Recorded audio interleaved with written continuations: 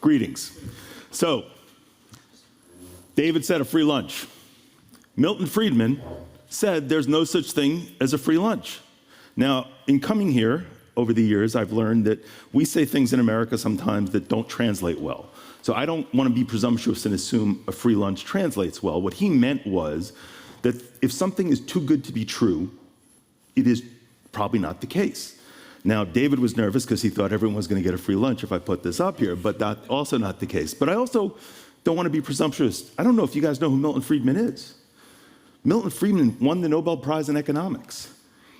Scholar at the Federal Reserve, member of the President's Advisory Board for 8 years, won the Presidential Medal of Freedom. This is a smart guy. He's wrong. There is such a thing as a free lunch, and we're going to get to that. Which brings us to the topic for today's presentation, right? David made me pick a technical one, because if we put it in the presentation about a free lunch, more people would have signed up for the program. But what it is basically how the markets today are creating very positive investment returns for investors relative to the risk. That's the free lunch, and I'm going to get to that in a little bit. Before we get there, though, there's been a lot of presentations about the market and all that other stuff, so I'm not going to repeat everything that's been said, but this is something maybe that equity guys don't focus on: interest rates. If you look here, and by the way, I have a lot of shortcomings. I am colorblind, so I'm going to try and use the highlighter, the pointer here.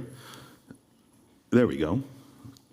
That's the 10-year Treasury. I think it's dark blue. When you compare that, it's purple? I wasn't kidding about the colorblind. All right, David, what's this color? Because I thought it was green. Orange. Oh, wow. All right. I should have prepped this with you before, huh? All right.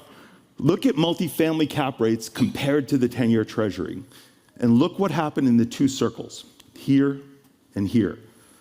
Multifamily cap rates went inside the 10-year Treasury. That means that you're buying a risky asset for less than you can get on the risk-free rate. That doesn't make sense. That's an indicator that we've overheated, that valuations are overheated. Now, I want you to remember these dates for later in the presentation: 2007 and somewhere in the middle of 2022. All right, so where are we in the cycle? Everybody's done this. The last slide was sort of complicated. This is much simpler, right? So real estate's a cyclical business. It's a ski business. You go up sometimes and you go down sometimes. So where are we? We're here, right?